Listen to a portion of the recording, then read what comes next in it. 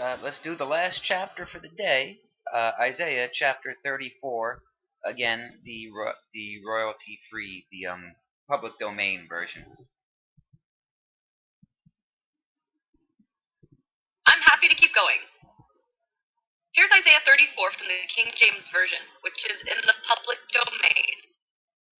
Isaiah 34, KJV. Star 1, come near, ye nations, to hear, and hearken, ye people. Let the earth hear, and all that is therein, the world and all things that come forth of it. Second, for the indignation of the Lord is upon all nations, and his fury upon all their armies. He hath utterly destroyed them. He hath delivered them to the slaughter. Their slain also shall be cast out, and their stink shall come up out of their carcasses, and the mountains shall be melted with their blood. 4.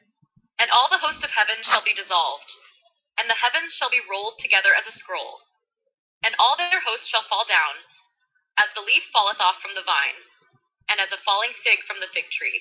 5. For my sword shall be bathed in heaven. Behold, it shall come down upon Idumea, and upon the people of my curse to judgment. 6. The sword of the Lord is filled with blood. It is made fat with fatness, and with the blood of lambs and goats, with the fat of the kidneys of rams. For the Lord hath a sacrifice in Bozrah, and a great slaughter in the land of Idumea. 7.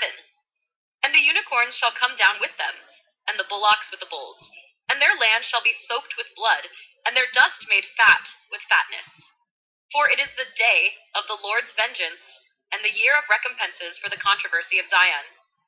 9. And the streams thereof shall be turned into pitch, and the dust thereof into brimstone, and the land thereof shall become burning pitch. 10. It shall not be quenched night nor day, the smoke thereof shall go up forever. From generation to generation it shall lie waste.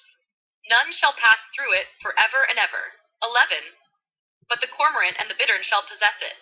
The owl also and the raven shall dwell in it, and he shall stretch out upon it the line of confusion and the stones of emptiness. 12.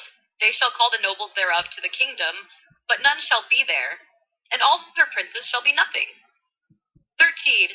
And thorns shall come up in her palaces, nettles and brambles in the fortresses thereof, and it shall be an habitation of dragons, and a court for owls. 14. The wild beasts of the desert shall also meet with the wild beasts of the island, and the satyr shall cry to his fellow. The screech owl also shall rest there, and find for herself a place of rest. 5. There shall the great owl make her nest, and lay, and hatch, and gather under her shadow.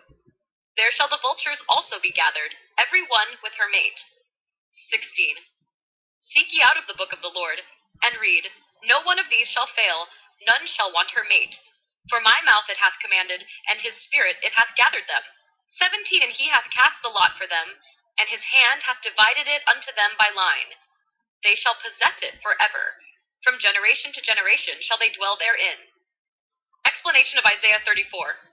This chapter is a stark and vivid proclamation of God's judgment against the nations, specifically focusing on Edom, a longtime enemy of Israel. It contains a powerful and foreboding image of God's wrath and the resulting desolation.